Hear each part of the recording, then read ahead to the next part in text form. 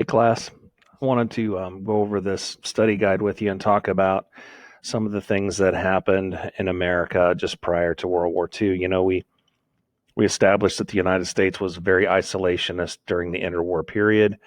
We didn't really want to be involved, but eventually in the late 1930s, Roosevelt and the rest of the leadership realizes that, hey, eventually we're going to be in the war. We need to start preparing because of our isolationist tendencies, we had cut our army size down to a very small standing army and a very small standing navy. So we had to mobilize. We had to do some things to get ready for war.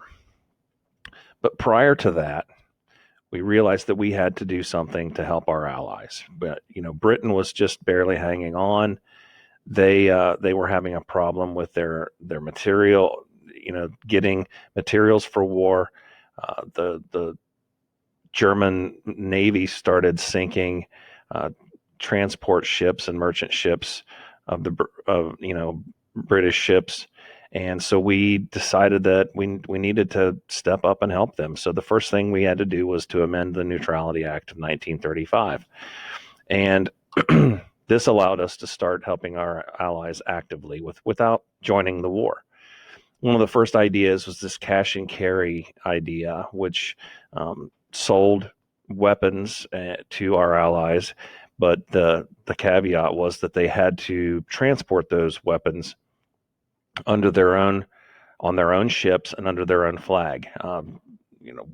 Because we didn't want the German U-boats to fire at us, and claiming that we were carrying contraband to England. So anyway, that was our first attempt. So the number four, the book goes into high detail about what were some of the things that we gave Germany. We sent them destroyers, machine guns, other weapons, and right before World War II started, the Germany and Italy actually joined with Japan to become known as the Axis powers. So one of the main things we had to do was get men in uniform, and to do that, we enacted the first peacetime draft that had ever been enacted in America. And 1 million men signed up, but we needed at least 4 million men to get started with the war, and that happened relatively quickly. We were in a specific situation where we needed to have both a navy for the Atlantic and a navy for the Pacific, because we wouldn't be able to keep sending ships back and forth. There was not an easy way to do that, so we had to build up a massive navy. Luckily, the need for aircraft was seen, and we built a massive amount of aircraft in 1940 of all types: transport, fighter planes, attack planes, heavy bombers. We and the British were the only two nations that built heavy bombers, and they were going to have a very important impact on World War II. And lastly, we started the Lend-Lease plan with Britain, sending them destroyers and other equipment that they needed. We also sent the Soviets quite a bit of equipment, things like trucks, simple things that make a huge difference in war. Winter boots, Studebaker deuce and a half trucks to carry massive amounts of men and material around. So anyway, Germany tried to resist this Lend-Lease shipment by attacking our merchant ships with U-boats.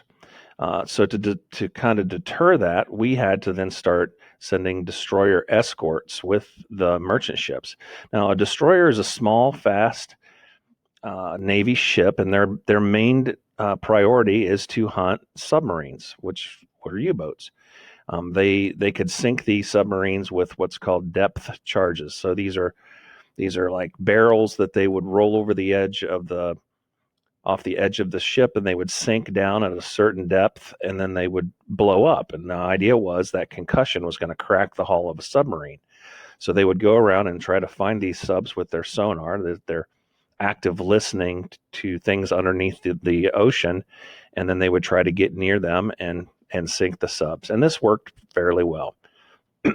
So America and Britain then signed this joint declaration of war aims called the Atlantic Charter, and it pretty much just outlined our reasons for going to war, our reasons for resisting the Axis powers.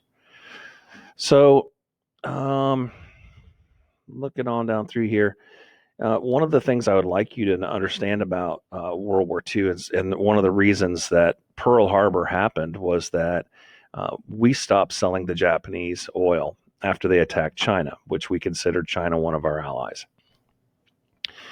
That put Japan in a really, really difficult position because without oil, they could not achieve their economic and military aims in the Pacific region. So they had no ready source of oil. And remember, this is a time prior to when the Middle Eastern oil fields had been developed. I mean, America was one of the major producers of oil in the 1930s. So Japan had two choices. They could either they could go somewhere else and try to get oil, which in this case would be the Dutch East Indies, that what is now Indonesia. But they knew we wouldn't stand for that, so they decided then to take out our Navy with one major attack at Pearl Harbor, and that was the reason, was because we stopped selling them oil. They thought that they could achieve their goals in the Pacific while America was still reeling from this attack, and we would have no way to stop them. Anyway, an interesting little fact about this is the planner for the Pearl Harbor attack, his name was Yamamoto. He had traveled in America and he understood the industrial might of America, and he told the Japanese people in power, he said, if we attack them at Pearl Harbor, I'll run rampant in the Pacific for 1 year. After that, I can't guarantee you anything. And he was right almost to a T, because he attacked us on December 7th, 1941, and by June 4th of 1942, we turned the tide in the Pacific at the Battle of Midway. And actually, I told you wrong in the beginning. He didn't say give me a year to run wild. He said give me 6 months. And 6 months after Pearl Harbor, we turned the tide in the Pacific at Midway. Anyway, the attack was pretty shocking. It was the largest attack on American soil in our history from a foreign power. Over 3,000 men died at Pearl Harbor, and several major battleships were sunk. The most famous being the battleship Oklahoma, which, well, actually, the Oklahoma was sunk and actually still lies at the bottom of Pearl Harbor, where it capsized when it was pretty much torn in half after a bomb penetrated its munitions bunker.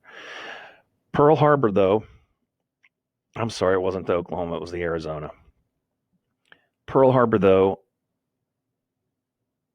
provided a way for the politicians in America to then have everyone behind the war effort. Because remember, our nation was very, very isolationist, and Pearl Harbor changed that immensely. So one of the questions here later on, do you think the United States should have waited to be attacked? Well, by waiting and being attacked, it completely changed the feeling in America about war, and now everyone is behind the war, and we're going to all be on board for the most part. I mean, the vast majority of people were on board for the war, and that would solve a problem that Roosevelt had, but it created new problems, which would be how do we deploy our forces in a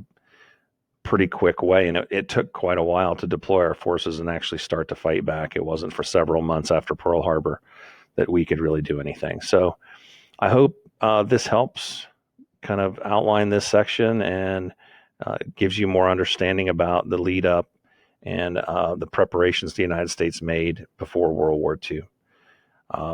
Until next time, take care.